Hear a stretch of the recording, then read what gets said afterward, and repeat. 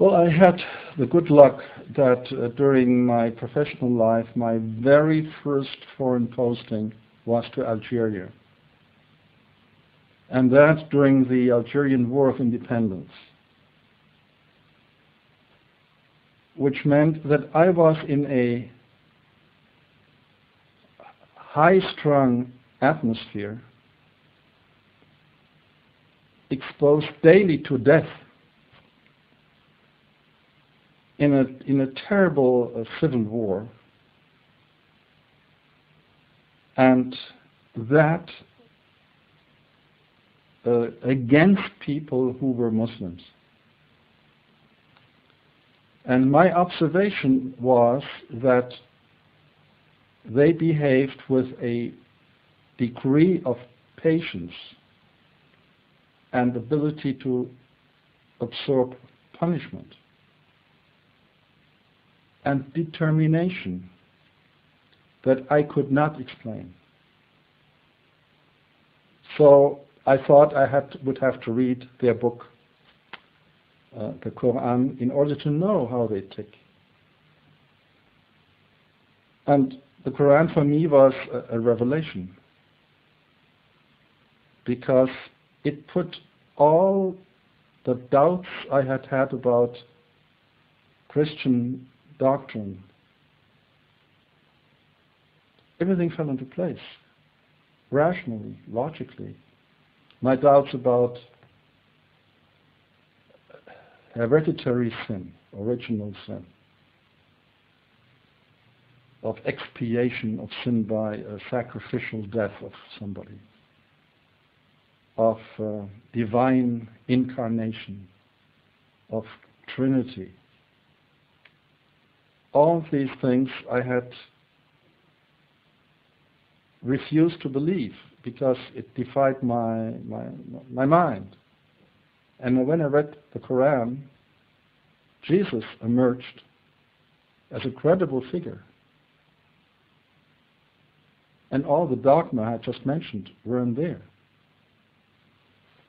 So in many ways I found similarities to my upbringing, and at the same time I realized that Islam was the first and most decisive reformation of Christianity.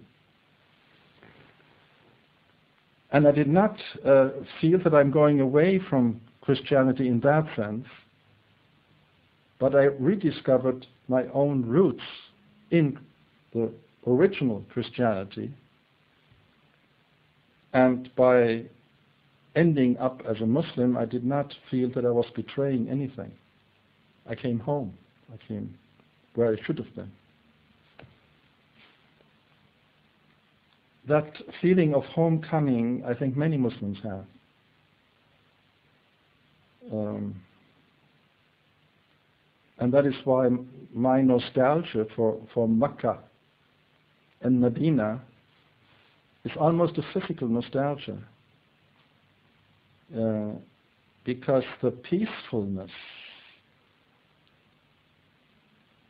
that you enjoy in spite of being with 10,000 of other people is really a unique experience. When I was posted to Yugoslavia, I lived in Belgrade, very close to one of the major soccer stadiums, Crvena Zvezda. And when they played and lost, and I happened to drive home during that time, it was a frightening experience, because the masses would simply become killer. They acted almost with a killer instinct. And they would trample on your car and hit on your car and shake your car out of frustration. And when I came to Hajj in 1992, Sheikh Nakhnaf, with whom I made Hajj from Algeria, and I were in a government car driving to the big the Prophet's mosque in Medina during prayer time, just before prayer.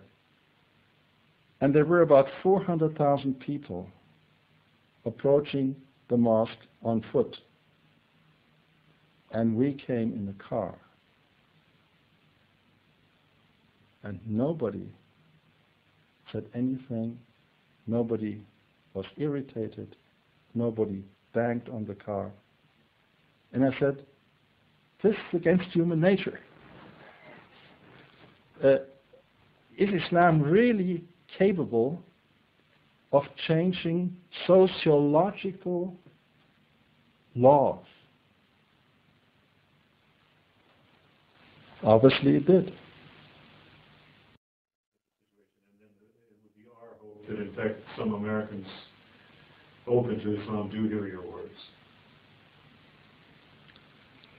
Well, I hope to be in Washington, D.C. in early September for the next ISNA conference, which I will be able to address, but there, of course, most people attending will be Muslims. At any rate,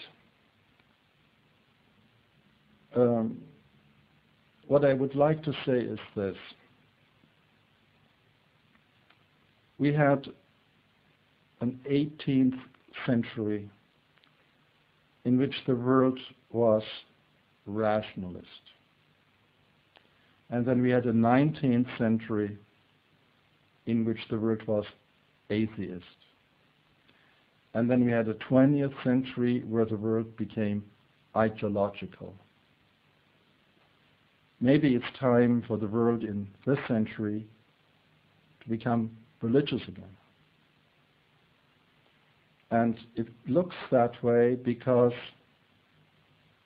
while many scientists in the 19th century were thoroughly materialistic and atheistic, most prominent scientists of the 20th century had turned platonistically idealistic to the point of becoming mystical.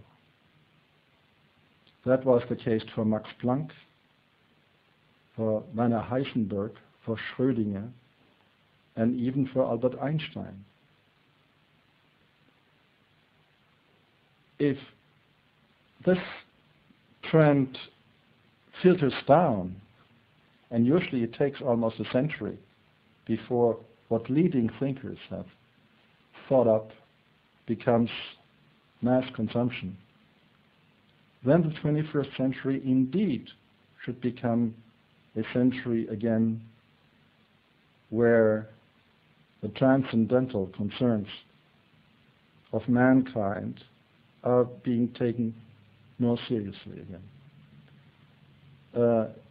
We still don't know what life is. We still don't even know what gravity is, gravitation. We don't know how the world began. We don't know how it will end in terms of physics. In terms of microphysics, we have no more matter. It disappeared under our hands. All this has rehabilitated religion enormously. And now we see the crash of ethics in the American corporate life. How many people have I seen smiling at me, almost cynically, when I try to explain to them the mechanics of Islamic economics? Saying that that's naive. You have to separate ethics from economics. You can't mix the two. Either you have an efficient system or you have a moralizing system. Today, we have the President of the United States reintroducing ethics into capitalism.